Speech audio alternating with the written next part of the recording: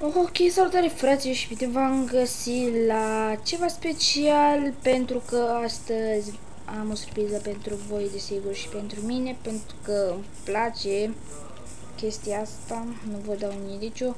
Vreau să vă arăt.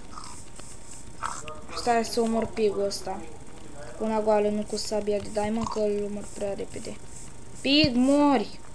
Am un pig, strici tot episodul. Ei, știi ceva? Mori. Dăm XP. Vreau să vă arăt o surpriză. Bam! Și bam! Da, fraților, un skin nou, desigur. Da, dacă vă place skinul ăsta, dați un like și un subscribe, desigur, și un share să vadă și prietenii voștri și coment, tot acum, frate.